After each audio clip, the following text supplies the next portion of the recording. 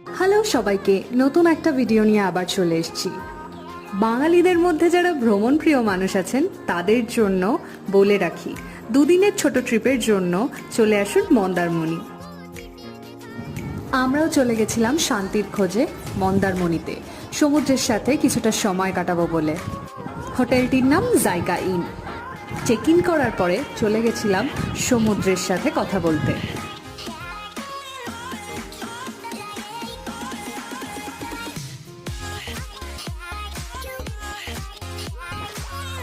সারাদিনটা এভাবেই কাটিয়েছিলাম।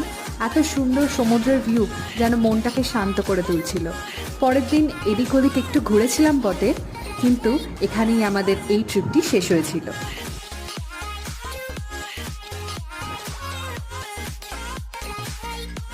ফিরে আসবো আবার একটি নতুন ট্রিপের গল্প নিয়ে এবং স্মৃতির গুচ্ছ নিয়ে।